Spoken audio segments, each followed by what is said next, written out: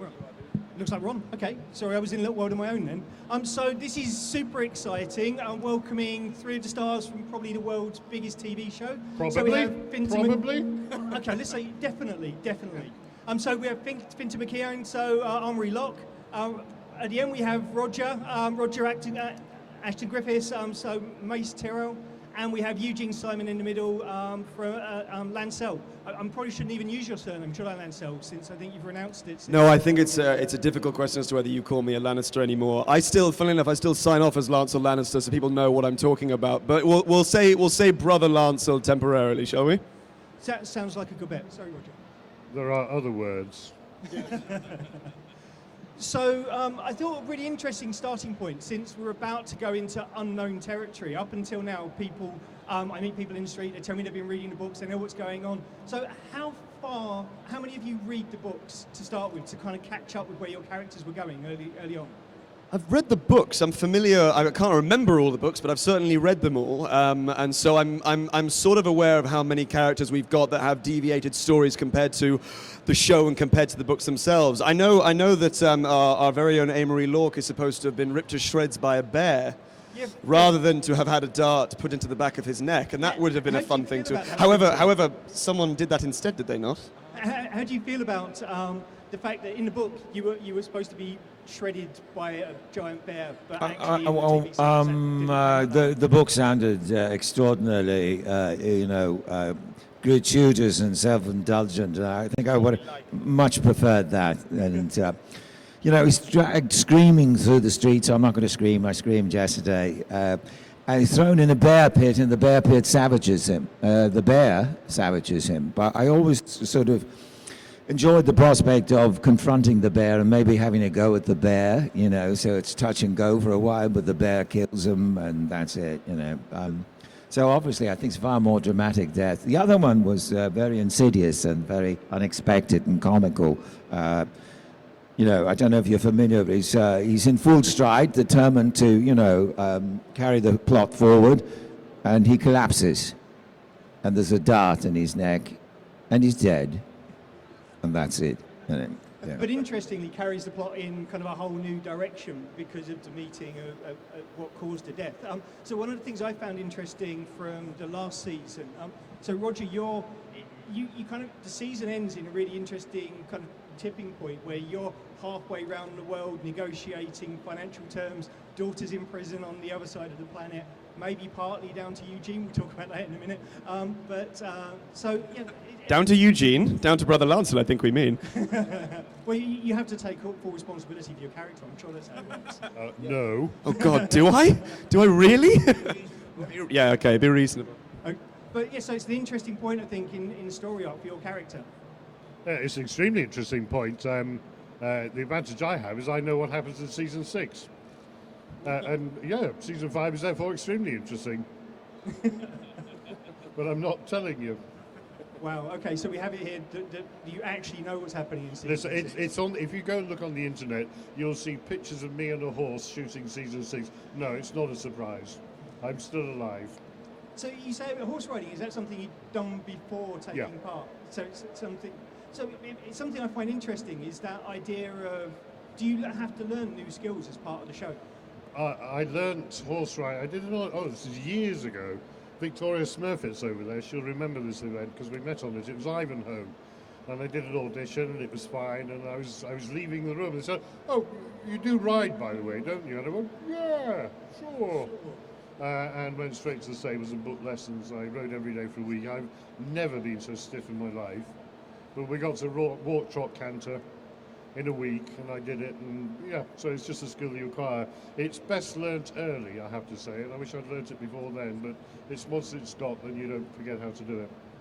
And of course, Sirio Farrell and actors like that, well, the actor that plays Sirio Farrell learned how to water dance, and that would have been a very trying test, I'm sure, when he did that in season 1. But I think, Fintan, I think it's fair to say you actually learnt to ride as part of Game of Thrones. Yeah, I did. I had this wonderful horse called Spiky. He's a white horse. And all the good actors get to ride him. I'm just messing. Anyway, but I had to learn to ride him, but I learned on different horses. One was called Bolero, and Concorde was another. But I wound up on Spiky, and Spiky was fabulous. He was white and majestic and very responsive, you know. But I was terrified initially because I hadn't a clue, and I thought, well, this is the end of me, you know.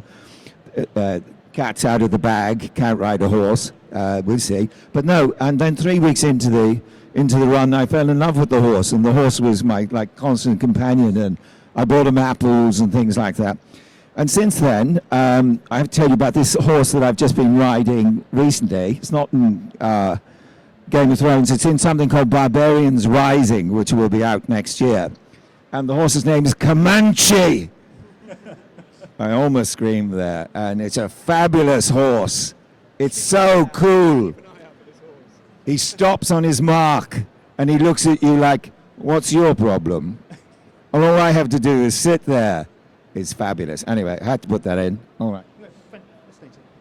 And Eugene, I don't think it's rude to say that your character was kind of on the sidelines for a lot of the early seasons, but the last season, I think, again, playing pivotal roles in key parts of how the story's turning now. Must be exciting for you.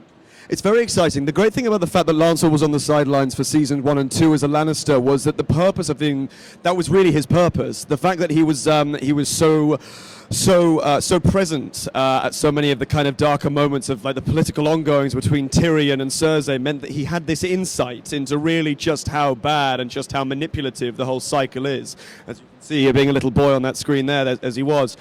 And so the fact that he was he wasn't centre stage at all during it was kind of what makes his return in season 5 that much more poignant, really, because he returns with this knowledge of particularly Cersei, but really the sort of his real disdain for the whole Lannister household. Let's be clear, he doesn't have a very good relationship with his father either. He's not. I mean, there's only one scene when Kevin and Lancel actually meet, and that's very, very briefly at the start of episode 1 of season 5, and you can just surmise merely from the look that they are not close anymore, or at least that I think Kevin feels that he might have lost his son to this fanaticism.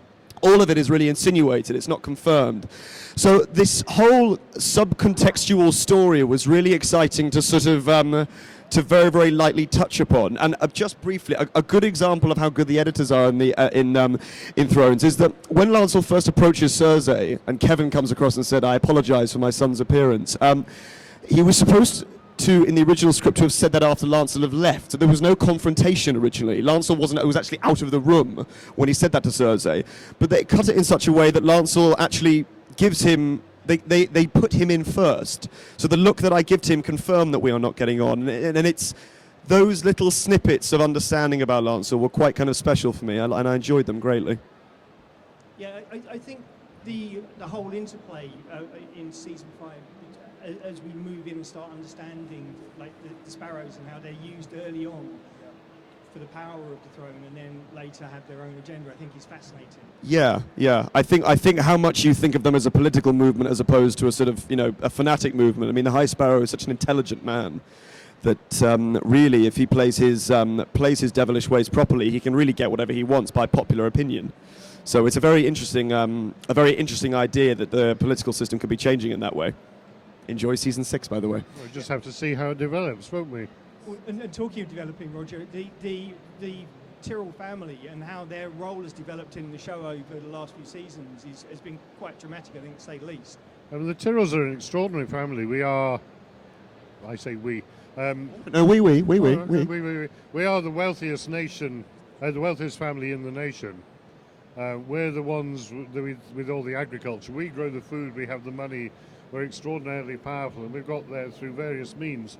But of course we don't have any royal connection, which is why it's so important that Marjorie does what Marjorie's doing, which is, as it were, taking one for the team, certainly with regards to Joffrey.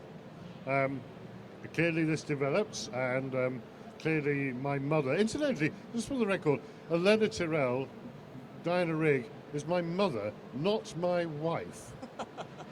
Now, please, she is actually literally old enough to be my mother, and, anyway, people are obsessed about that. So clearly, she's a very powerful woman. Mace appears to be a bit dumb, but you know what? He's head of the biggest family in the realm. He's not that dumb.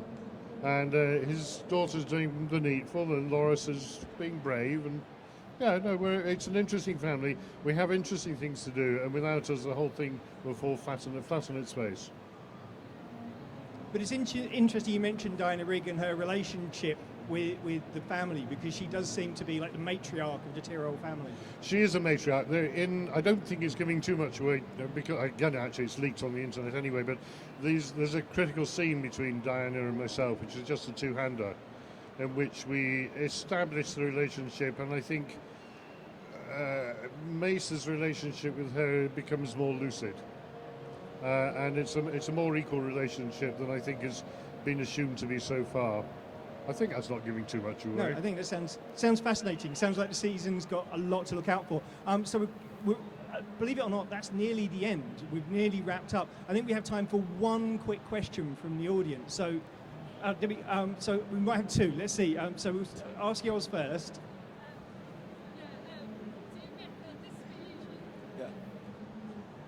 Hiya, Eugene. This is for you. Now, the real question is, do you miss the hair?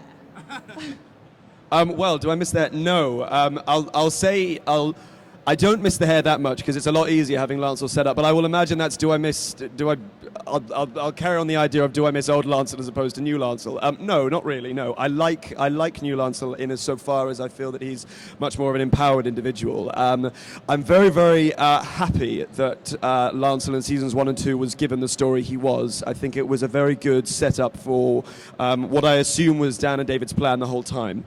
I can't be sure of that because I was missing for 2 seasons, but I assume they knew he was going to come back in some capacity.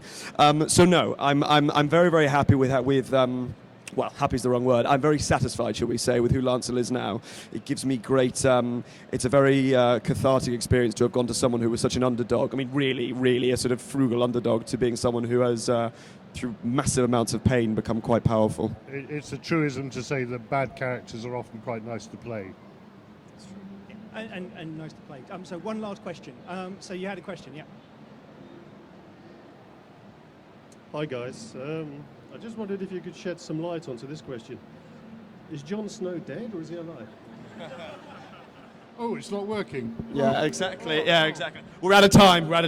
It's look. We the funny thing about this question when we get at it is that first of all, the actors don't tend to get a script beyond the episode that they're in. So I can tell you I've not seen Jon Snow in any of the episodes that I've been sent, and therefore I have reason to suspect the fact that I haven't seen him either that he might be dead. But the reality is that we don't know. I used to be season 1. I used to be very in with the Night's Watch group. They were my offset friends more than anything because we happened to be staying in the same hotel. So the fact that he's not there anymore is a deep tragedy for me. But I believe he is dead. I do know the answer, and I'm not saying. Yeah, well, do you know something? I think I saw him on Channel 4 News the other night. Well, that seems like a beautiful way to end the panel. So thank you so much for joining me. Thank you guys very much. Thank you Enjoy very much season indeed. 6. Have a great day.